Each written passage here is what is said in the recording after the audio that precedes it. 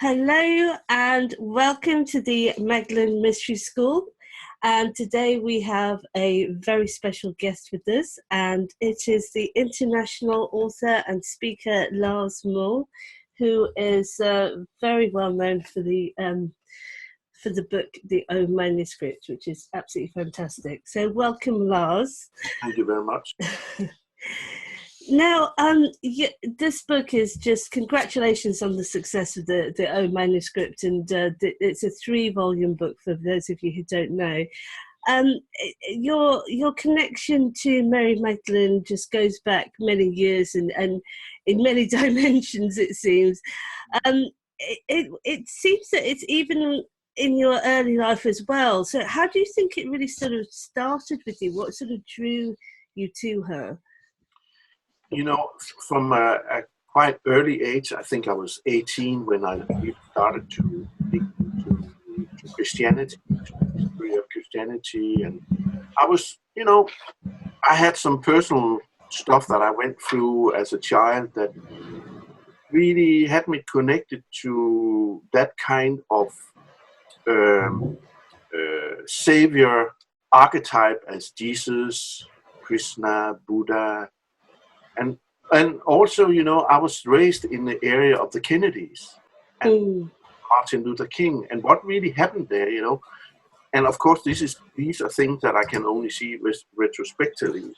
That, for example, a guy like Robert Kennedy, not very many people recognize that he, in the half year when he was running for president before he was shot, he was a Catholic. He really went through a quite inner process that opened him to the feminine, to the sacred feminine. Not very many people understood that, and he actually took upon him also the Christ archetype and stuff like that. So all these things mattered a lot to me because these were role models for me, Martin Luther King, and so forth. So I was really on that path, from a very, very early age. And when I started really serious studying all these things, of course, I also at the time heard about the Nag Hammadi scriptures, as well as the Dead Sea scriptures. And I was waiting, I believe this was in the middle of the 70s, I really started to dig into all these things. But the problem was, at that time, we didn't have an English translation of these scriptures. So we only could read in newspaper articles, stuff like here and there. And one scholar, and I don't remember his name, actually was saying that these scriptures would once and for all show that Mary the Magdalene and Jesus had some kind of relationship that was waiting to be explored. So you can imagine that was something that really intrigued me. So when I had the first English translation, and I'll never forget it. And this was in the beginning of the 80s. I was sitting, reading it from cover to cover. And when I came to the Gospel of Phillips, this really moved me on all kind of ways, And of course, when I stumbled on that saying where it said that Mary the Magdalene was the disciple that Jesus loved the most and often kissed on them. And then there was some brackets because there was a hole in the manuscript and nobody really knew where Jesus had kissed Mary the Magdalene. And of course, coming over the shock that he was kissing a woman, I've never heard anything about it. And I had to find out on which part of the body was he kissing. So I went to study. At that time, I also studied Josephus Flavius Flavius, who was a historian at the time of Jesus, and he was writing about the customs of the time, And from that, I could find out, and also from other Jewish scriptures, that married couples didn't go and kiss each other in public. That was mostly women had the place of many Muslims today. They had to walk, behind the man and stuff. The whole thing, So I really needed to find out how could this be, historically. So in another scripture, I found this was some Hamitic scriptures from old mystery schools that told me that that initiated people, the kiss on the mouth was a way of recognizing each other and of revering, respecting each other when they were meeting. So I just had this picture of Jesus and Mary Magdalene that, okay, he was kissing her very often. That means they have been very close most of the time of his when he was going around for the 3 years of doing his ministry. So that in itself was an eye-opener for me, because from that moment on, what I was really trying to find out, what kind of initiated person was she, because I knew at that point that Jesus was initiated. Actually, he was Jesus the Nazarene, or Yeshua the Nazarene, which is the one who knows, the initiated one. Because a lot of people think it's just Jesus of Nazareth, and Nazareth is a little tiny village. But the term is actually the Nazarenes, and people talk about the Nazarenes, which is separate from the Old Testament Nazarene, so that's a kind of separate. So it's fascinating that you were doing all of this at the same time as being a successful musician, and also at a time that pre-Da Vinci Code, pre all the Magdalene hysteria. To me, it seems as if almost it was awakening past life memories, and you went on to have a major sort of multi-dimensional journey. But do you think that there is something in that this could have been, you were so fascinated because it was maybe some awakening, some sort of past life memory or something in you? All these things really opened up when I met the Seer, my teacher, Calais Montségur, who healed me on the telephone after I'd been lying down on a bed for 3 years, and I became his apprentice, for 7 years. And during that period, I was really awakened. You should remember that I was from I was 18 years old and until I met him in 1998. I have only studied. I never practiced anything. So when I met him, he had never read anything, but he had practiced all his life. So this was the perfect match. So if he wanted to know anything about anybody, he just went and read their records, in the book of life, so to speak. And that was another eye-opener for me, because it opened me to my access to those records also. But when that is said, because many people, they have, technicians, and they have, they have been attached to the Magdalene and so forth. And there's nothing wrong with that. But we should remember that every time that we connect to source, we are the filter for that information. That information has to go through us. And that means that nobody is that pure that the information will stay pure, Coming through us means that all kinds of issues are mingled up in the information. And that is the big challenge, when you're working this way.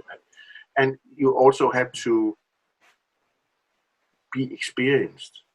And by experience, you find out how important the ethical issues are, because this was also something that Jesus or Yeshua was speaking about.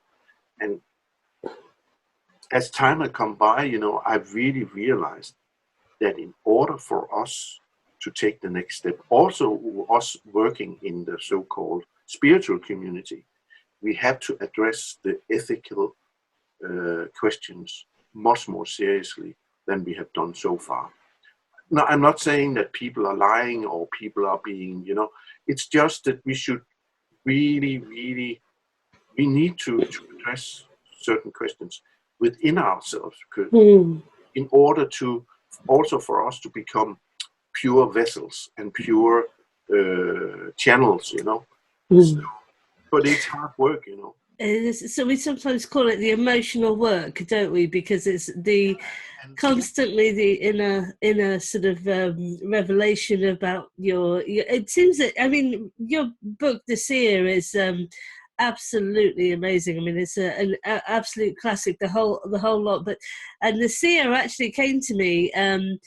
Interestingly, I was in a bookstore in the middle of nowhere and I looked up and there it was. And it was that electrical feeling when you just know something. And I didn't know it had anything to do with Magdalene or anything.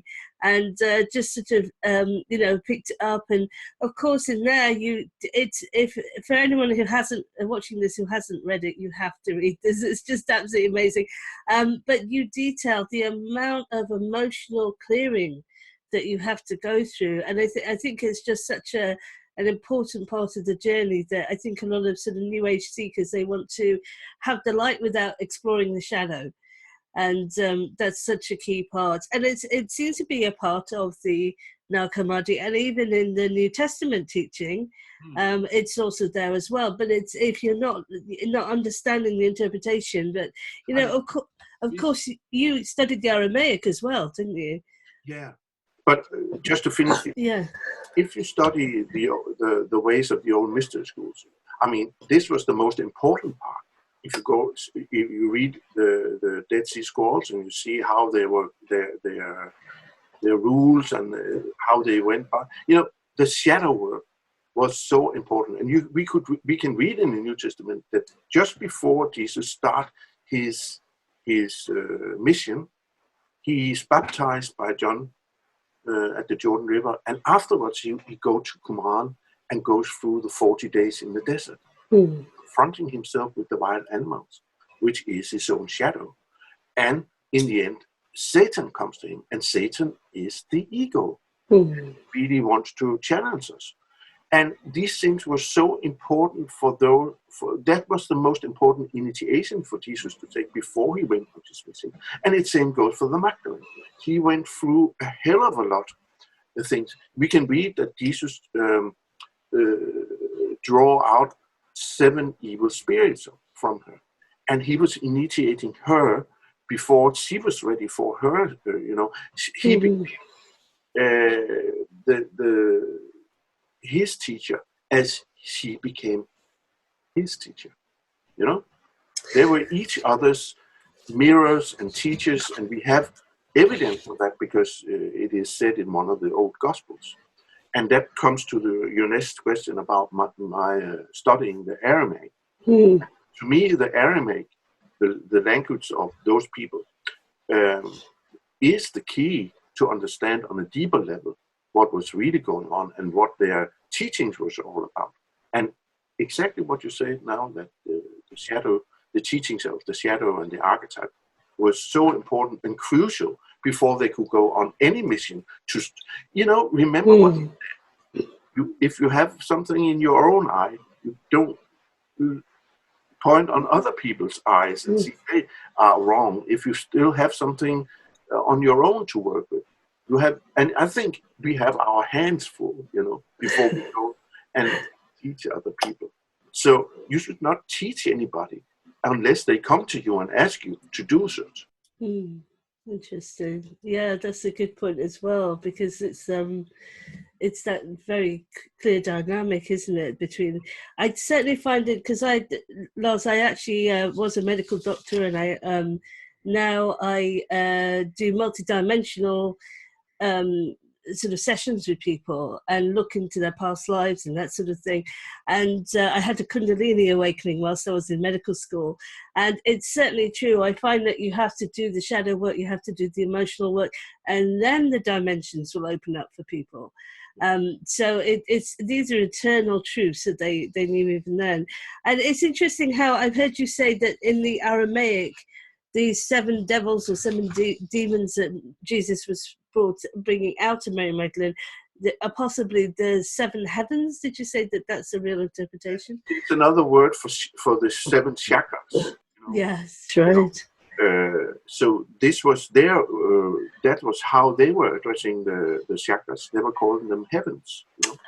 So was the base. The base was the first, and we can read that. For example, Paul, he says in one of his letters that he was taken to the 3rd heaven, which is, right. emotional, because he was going through some quite emotional times. This is true. Yeah, he made quite a shift, didn't he? So, in terms of Magdalene, she's such an enigmatic figure in the Bible as well, and you've talked about Magdal, meaning the elevated one. Do you think that she was like a royalty, or who do you think she was, sort of historically? I think she came from a very well-off family, and there was but I think this is something I've discussed also with Henry Lincoln, one of the writers behind the Grail and the Blood and Holy Blood and Holy Grail. And Henry, being a Jew himself, not many people are aware of that. And there's no doubt in my mind or in his mind that they were in an arranged marriage situation from a very young, when they were very young. Remember, she might have been 12, and he might have been 18 years old or something. And the custom says that you are going to be not married at first, but you are going to be what is called when you give a ring and you promise to marry them. Betrothed. Yeah. From that moment, they didn't really talk with each other. But there is an old prophecy about a silver cup from the tribe of Benjamin. And she was the silver cup from the tribe of Benjamin, which has, there is really lines to the Grail, the cup of the Grail. And this could be one of the reasons why we have this legend about the Grail. But silver cup, in the Jewish customs to this day, they have the silver cup or the well of Miriam, the sister of Moses, which is another archetype that Mary the Magdalene is also fulfilling. Miriam was when Moses took the Jews from Egypt to the Holy Land. His sister Miriam played a very, very important part. She was walking in front of everybody. Because she was a healer, and she was singing water out of the cliffs. That is what to say, out of the desert sand. And there are so many metaphors here of what is that. And to this day, it's said that if you go stand on the Mount of Carmel of Elijah, you look down in the well of Miriam, and then you can see your future. Yes. So there's so many metaphors here connected to the Magdalene, and she was the new incarnation of Miriam. And so there was that marriage, that arranged marriage, was supposed to couple two tribes, two Jewish tribes, in order for them to politically and religiously become a whole nation again. That was really the meaning about it. But of course, it completely, those two people, they knew much more about what this was all about. So while he went to the mystery school of the Essenes and had his education, she was taken to the therapists in Egypt, outside of Alexandria, where she got her education and became an initiated who Jesus was allowed to kiss. Oh wow! And so the middle book in the manuscript, you it's a beautiful story. You bring through the story of her initiation, and I'm thinking that it feels like you've brought it through, like you've actually channeled this story. Is that correct? That you were? It's both ways, you know, Both because ways. everything that came through me, you know, had to go through all my personal stuff. But at the same time, I had all this knowledge historically, and also by my knowledge of the language and stuff like that. So I could actually go and check it out and see, is this possible? Could this possibly be? And when I was looking for a place where Mary Magdalene could have been initiated, the only place that came to mind was the therapist, because we have a historical description of them and their work and how they were initiated by a Jewish historian of that same time, Hilo. And some people say that they even came from India. Some people say that the therapists came from India, but they say there's also a link between the therapist, and also the Essenes. Is there supposed to be a link between them? They were called the Essenes of Egypt, or the Alexandrian Essenes. But there's no doubt, if we should believe and I think we have to believe the scriptures, they were purely Jewish, you know. So these were Jewish mystics in North Africa with a link to around the Dead Sea area. So, you know, it really does, because I don't know if you know, Lars, but things started to wake up with me when I started to have visions around the same time that you were doing all of this, 2003, 2001 it started to, you know, but around 2003, I had woke up and I was in Mary Magdalene's consciousness as she was giving birth. So I was hearing her thoughts, feeling her body, everything, seeing out of her eyes, you know. So, and the way that it's been shown to me is that she was a member of a royal family. So, you know, and based in North Africa.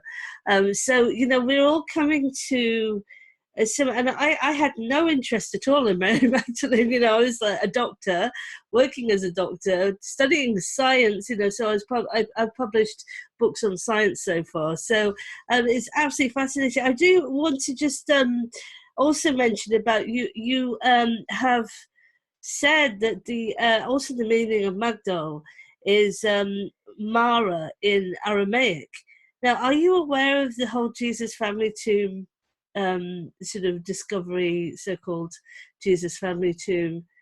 Did you know anything about that? About what? The so-called Jesus family tomb that James Cameron, the filmmaker, the Talpiot tombs. Were you aware of those? Yeah. Yes. I've been there many times. Right, you've been to the. I was just saying, because you mentioned the Mara name, so you were aware that the ossuary says Mariam Mara. All right, okay, fine. But so there's that link there. So I was just wondering if you had come to that conclusion yourself, or you saw that, or so. Wow. So these two were.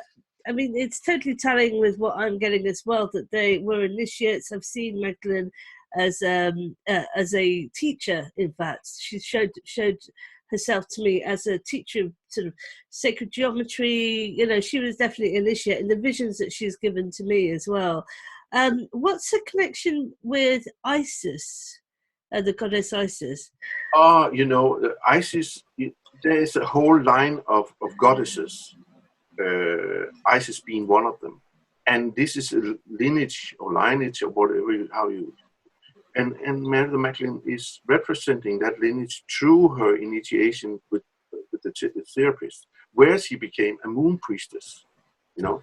And this is very important because the moon priestess, that is another proof to me that Jesus and Mary Magdalene were married, and they had, but they were not more than just married. They had a role to play. One of the main reasons that Jesus was crucified was that he was suddenly promoting sharing the insights of the mystery schools that had been for the few. Now he was doing it to everybody, and he was doing it in equality with the woman, you know. And if we connect all the dots from all the scriptures, there's no doubt that she was the teacher of the women, and he was of the men. And there is actually, if you know the Pistis Sophia, there is a scene where he's teaching the male disciples, and may have finished her teaching with the men, because she's just sitting there a little bit, you know, on the side, waiting for her husband to finish the day's work, so they can, you know. But when they start questioning him, the disciples, I think it's 80 out of 125 times he turns to her. Mary, can you answer? And it pisses off Simon, you know, really, Simon Peter. And he says, Master, you must close the mouth of this woman, because we also have to have a say, you know. And of course, Jesus is just lecturing him and saying, you don't know what you're talking about. So to me, there's no doubt that was a completely new thing at that area, that the women initiated women were coming out, you know. Mm-hmm. You remember also there is mentioned in some of in the New Testament about Simon the Magus going around with a prostitute, another moon priestess, you know, doing the same thing as Jesus and Mary Magdalene, promoting the insights. Both of them are coming from the mysteries. So this was a thing that suddenly, and the priest had to do something with it, because it spread, you know, like wildfire. So they had to close it down. It's interesting. It's a common theme, isn't it? With the I don't know if you're aware of the unknown life of Issa, the Nikolai Notovich, and it's a common theme in that book as well, isn't it? That Jesus was giving the mystery school teachings to the public, so causing great consternation. I just want to take you up on this moon priestess, because where does that come from? Where did it come? It's an old. It's from the Isis lineage, you know. You know, it's actually, you know, the therapists were great healers. They were really revered by ordinary people. If they had problems, they went to a therapist or a Essene. So, and when they were initiated, some of them, when they were crowned with the last initiation, it was the moon priestess. This was the pinnacle of the height of every female initiate. You know, she became queen there, you know, really. And those moon priestesses, you know, today there is an order called the Order of the World Mother. And I actually met one in Copenhagen. She's died now, and I'm writing about that meeting in the third book of the manuscript. She's called Sylvia, and she really introduced me to a lot of the things that was going on within that lineage and in this tradition, about how women are connected to the earth much stronger than men, for example. But this is a long story. You can read the book, and you can find a lot of interesting information about the moon priestesses in the last book also. Actually, I think that the last book is the most important of them in that respect. It's interesting because the way that she's come through to me is that she is the daughter of Cleopatra Selene and Juba. Who so effectively she's the granddaughter of the great Queen Cleopatra, So that's how she's been showing herself to me. So her mother, being Selene, of course, is of the moon. So, when I read that you said about moon priestess, that was just amazing, because there's so this correlation. And you also, which I think is also really important, is you talk about the anointing, because and how significant that is, because of course, and people often miss that. It's in all of the Gospels that there is this anointing.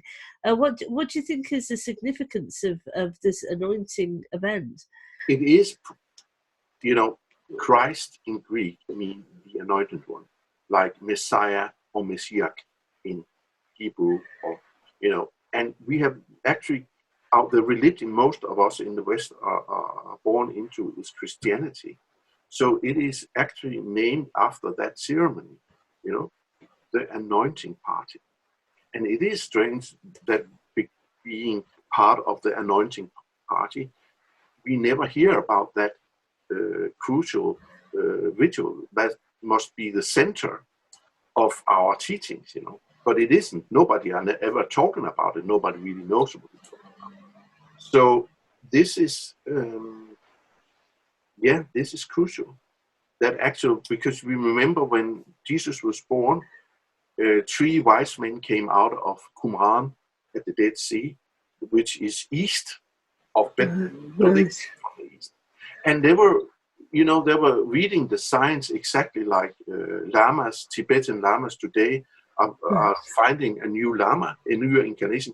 And the Essenes were looking for the incarnation of their teacher of righteousness, as they called him. So, and they found him in Bethlehem. They recognized Jesus and everything, and they brought with them, begin with frankincense, myrrh, and gold.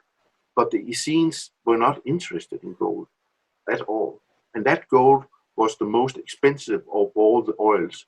It was called nardus, it's called nardus. I have it here. Okay. Spikenard, yes. And exactly those 3 oils were the same oils that Mary Magdalene used for her anointing Jesus. Because that was when he actually took upon him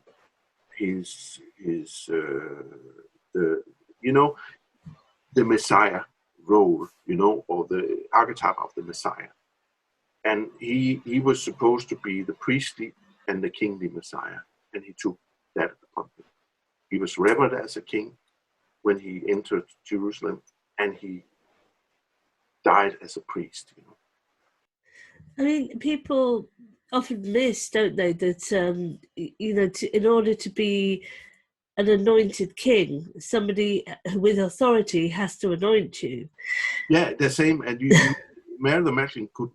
There was no question that it would be impossible for her to do it if she was a simple prostitute. She had to be equal to him in order to perform that ritual. So, of course, she was the exalted one, Mary Magdalene. And Magdalene was her initiation name. That was her initiation. So it's like a title. There were many Magdalenes. Right. But she was the one. She was the Magdalene. I love how you said that's the explanation why so many people today think that the incarnation of Mary Magdalene, because you have all this. So I think that's really key, though, and I think Luke's gospel saying that this was a sinner, which also, as you point out, means somebody who's not following the Jewish law. So it could have just meant a foreigner. That could have been that as well. So yes, that it could have been a smear campaign, really, about what she's doing. It was, but you should remember, in Aramaic, there's no word for sin as we know it. So being a sinner would mean that you missed the mark. You were not present there. So being a sinner to them means that she was not the one they expected her to be. Right. But Jesus weren't the same. They expected him to be in a certain way, but he went out and proved them wrong because he had a complete other agenda, and they didn't understand it. Yes, yeah. And the agenda of Luke's gospel as well seems to be pushing Magdalene to the side and putting Peter to the front, you know, and it happens quite a lot. So probably there's something there going on.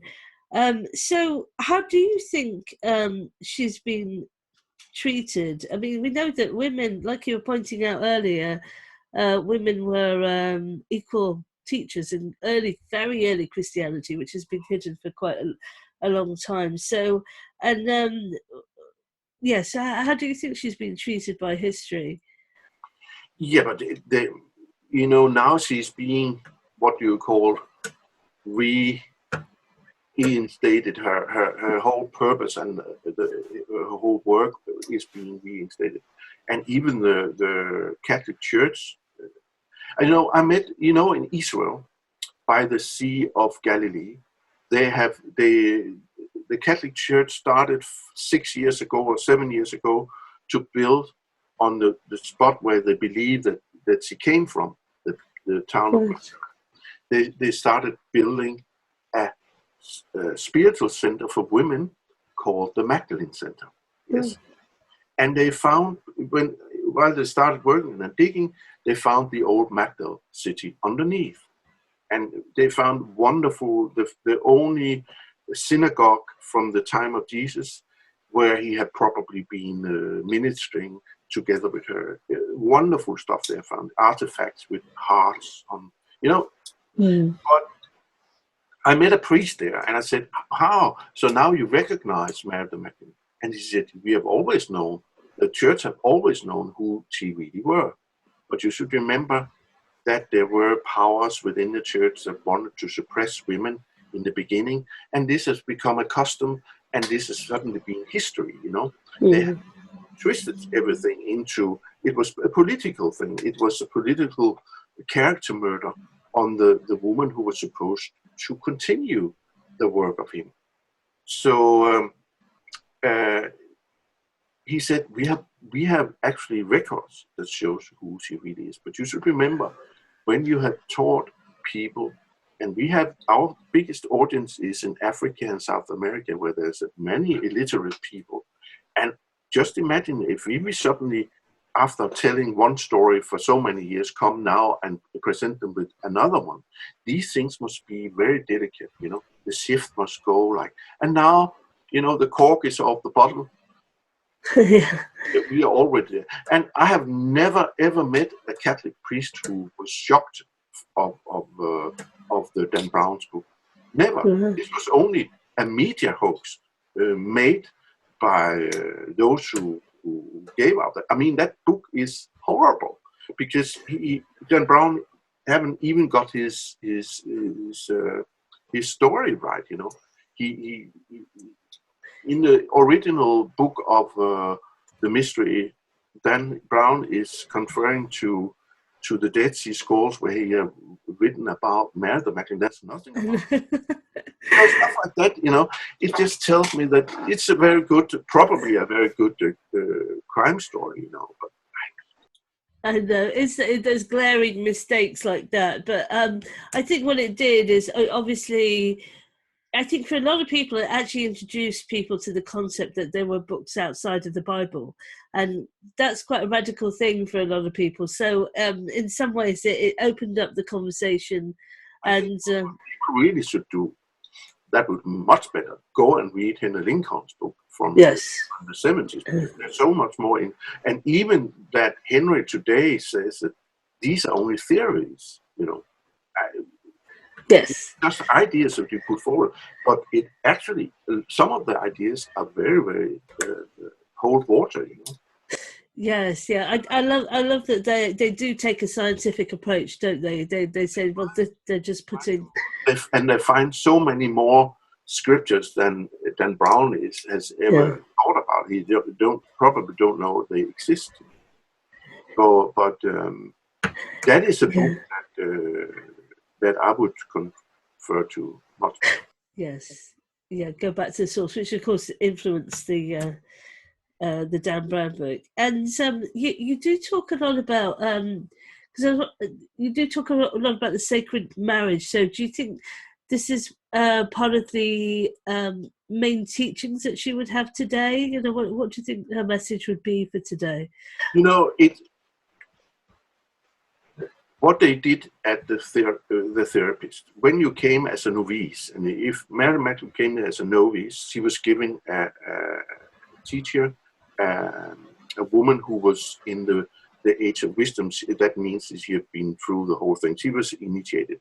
They were living in small huts. They had each one room. And then they were working every day with different things. They were educated in prophecy, in healing, in astrology, in astronomy, in herbs and stones, and, you know, all these kind of things, you know. A real holistic doctor, the grade they were taking there. And so, you know, they were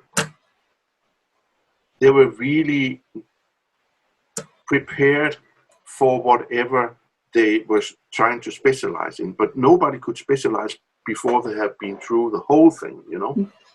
So they knew also about dreams interpretation. They knew about the importance of knowing the archetypes.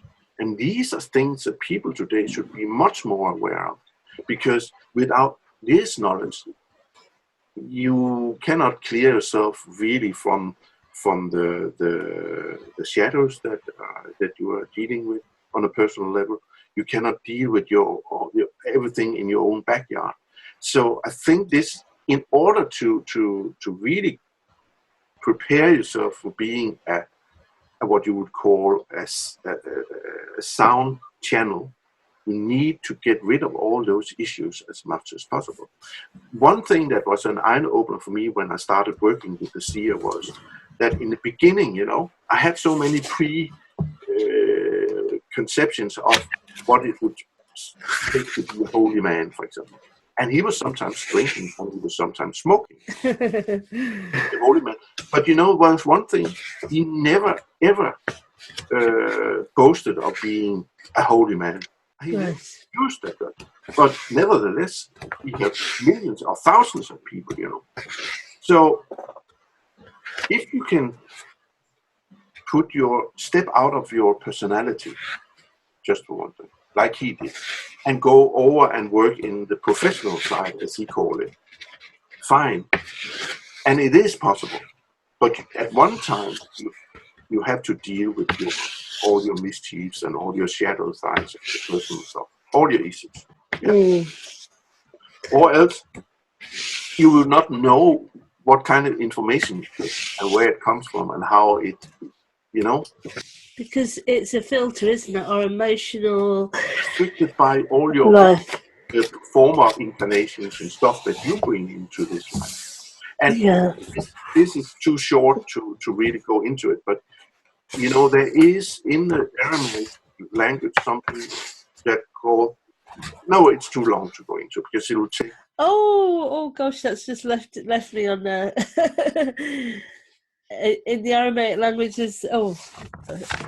It will explain something of the nature, or a lot of stuff that Jesus is saying in the New Testament is really nuggets of gold, you know, spiritual. It's all there, you know, but you need that key of the Aramaic language in order to really understand the depth of what he's saying. Because there's lots of interpretations of the words, aren't there, and different. But for example, he says, and this is very crucial, you know, a person who is in opposition to his own naphtha will fall. Cannot, you know, I see that 80% of people I meet are like zombies, you know, compared, you know, compared to who they could really be. Because they are completely shut off from their own naphtha. And their own naphtha is a continuum of everything that you bring into this life. All the experiences from your former life. And if you're opposed to that, if you're not in connection with it, this is what Jesus says, then you cannot function, you know? And even a religion can be in opposition to its own naphtha. a country can be. And I see a whole world now being in a position to its own naphtha, to its own purpose. You are working against your own purpose. And if you work against your own purpose, how can you function? How can you even live? It's impossible. Which is also coming back to the missing the mark. But you should remember, this is all in the New Testament, and it's been there all the time. Yes. This is really shocking when you find out that here's people who knows about it and trying to tell us. So to me, the Magdalene and Jeshua, the Nazarene, are actually the first new man and the first new woman. We haven't even understood, just a tiny bit of what they're trying to tell our time. So that's why they're still alive. And I think that's why the Magdalene is so strongly coming alive now. Because without her, you only have half the message. Yes? Yes. Because when I'm talking about her, I'm talking about him. When I'm talking about him, I always talk about her. Just go with this short saying from an old Aramaic gospel. Jesus is saying, I am and my bride are one, exactly as the Magdalene, who I have chosen for myself as an example, is one with me. What he's really saying is that I and my bride are one. Bride in Aramaic is kalta, and it means actually the feminine principle within him. Have discovered that principle within him. That's why they become one. Exactly as the Magdalene, who he have chosen for himself as an example, because she are one with him. Oh, he is saying that he have in Mary the Magdalene discovered something, a woman, an earthly woman that mirrors that principle within him. That's why he have chosen her as an example for himself, a teacher for himself, because they are one, Isn't that beautiful? And it tells it all. It's said in that few words there.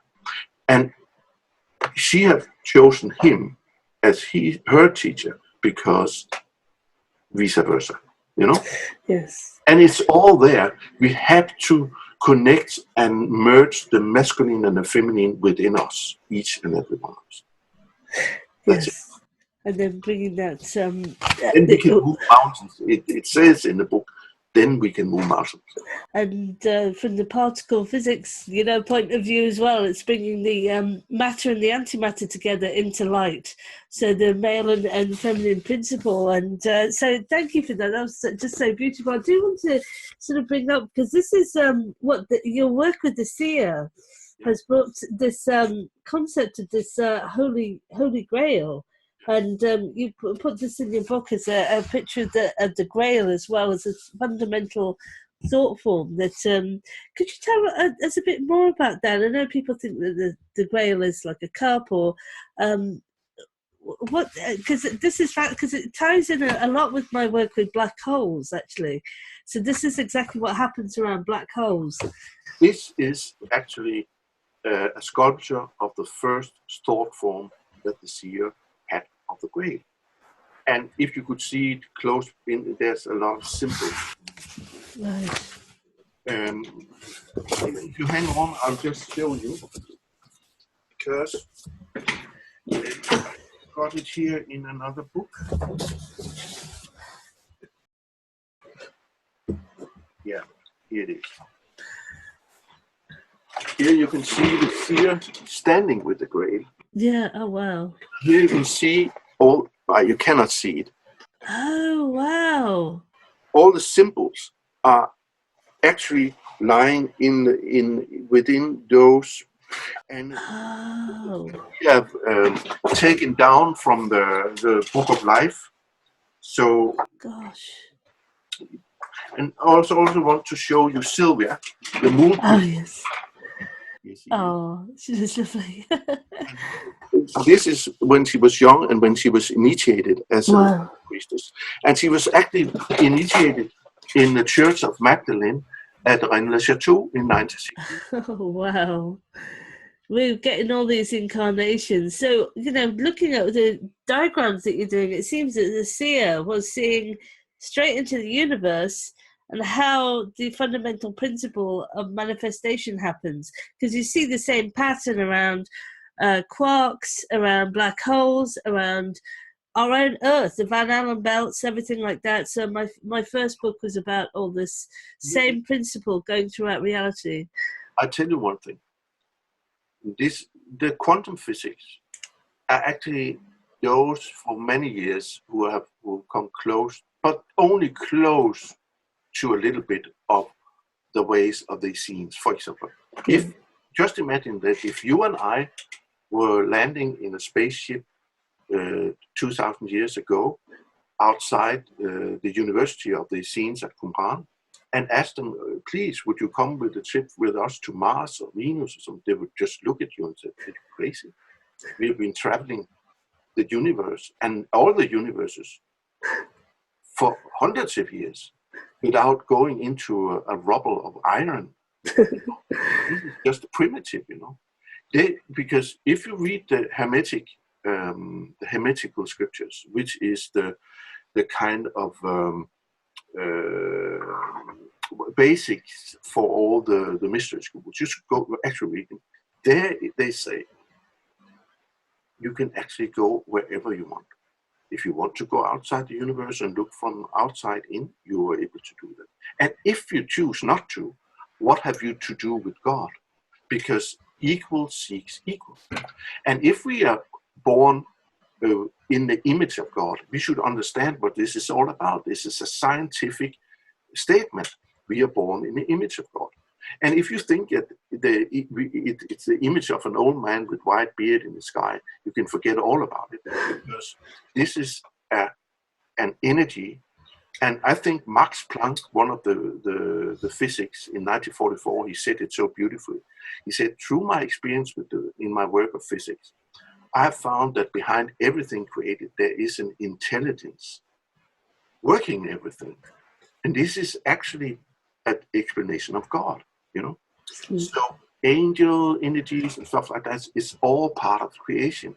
And this is something that lies at the heart of the knowledge of the Essenes and all the mystery schools. They have known this for thousands of years. I heard a scientific a scientist years ago in Sweden say, yeah, but you should remember, we have come a long way. We have invented electricity. We have not invented electricity. Electricity has always been there, but we found out that we could channel it into a bulb of light, and we could push a button, and that's exactly that's where we are today. We are still very primitive in all kinds of ways. We still kill each other. We still don't help the needy or do something good for the earth or anything. We are primitive in a much more profound way. It's just bullshit. I think you agree with me and say when you read these ancient texts like a Valentinus and people like that, they seem more sophisticated in their thinking from 2,000 years ago than the average person on the street today, which is shocking. And we think that we're evolving, but their powers of discrimination between texts in those days, when you study it, you think these people were more sophisticated. They were more discerning. The Seer, he said, every time you turn on your GPS, and thanks for the GPS, that's not it. But you should also remember that every time you do it, you turn your back to your own inner GPS. He mentioned that man is the most delicate measurement apparatus on earth. And still, we need to have all kinds of artificial devices in order. Ask somebody, average person, say, how is the weather? And they Google it instead of looking out the window, because they don't trust themselves, Yeah. This is another step that we need in order to earn. And another thing that is wrong that we don't understand, we think in the Western world that the highest potentiality of human beings are the intellect, but there's something above it. But the intellect won't, because the intellect is connected to the ego, and the ego won't accept that. So before this spiritual work is all about is that now we are having an intellectual conversation. But when we close down, I will go over to my real, to where I do my real work, to my small church where I have my things and do my meditative work. This is where I try to go through the veil and try to reach other states of consciousness, but it's beyond the intellect. I use my intellect in this conversation, but I could not do my real work if I did not try to make it rest sometime and try to go beyond it. And you can only do that through the real spiritual work of meditation and praying. And the gnosis, yes. And that's how I do my science. I see into the universe and I see how the atoms are working, and then I do the intellectual work. But the revelation comes first. And that's how all of the science comes through. You know, that's how Faraday discovered electricity. Well, you know, the electricity was there. He did, as you say, they didn't invent it. That's just now. What you have had such an incredible journey that you've charted in your books as well. What do you? I mean, I think you've answered it, but I mean, as somebody watching this, what do you say to them to do? Because people are going to go, right, what if I found a teacher in Montsegur and follow what Lars did? You know, so what do you say to someone to do to open up to the dimensions? Because I think people are so wanting that. Yeah, the days of the guru are over in that respect. And if you ask the seer, I mean, you would not hear anything about that. But you need teachers in order to just sometimes for inspiration. You need to study. You know, I met the Dalai Lama some years ago, and he told me that there must be studying and there must be practicing. Study and practice. This is how we go about it. So it's both. The practice is so important. So find your own path, follow your own intuition, and when you need a teacher, the teacher will come when the correct teacher is there. So thank you so much for joining. I know we've gone come over a little bit more than an hour, but where can people find out more about your work? What do you want people to know about that you're up to next? All my things I put down in my 3 books: the Seer, the Magdalene, and the Grail. That makes the old manuscript. Then there's the Law of Light, where it's all about my work with the Aramaic language, what is in the New Testament. And then there's a new book coming out in a few months called The Gate of Light, where it's about practice, some of the old mystery school practices. And so this is what is happening right now. And your website is? Yeah, my website is larsmuhl.com. And I also have a Facebook, but there's also a lot of stuff on YouTube and Vimeo,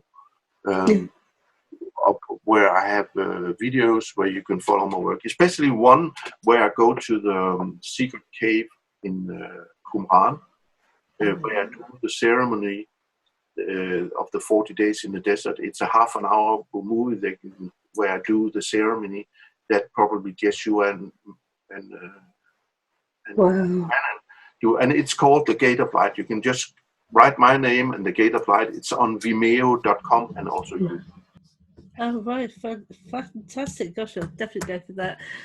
Thank you so much for joining us today. Thank you. Beautiful. Oh, wow. Beautiful. And that the whole story, that image as well as in the books as well. I can't recommend the books highly enough. They're absolutely amazing. So thank you. And thank you to the great intelligence of the universe for giving that electrical signal for me to connect with your work, which has just been such a gift. Thank you for joining us today, Lars, and we'll keep in touch. Thank you. Bye-bye. Bye-bye.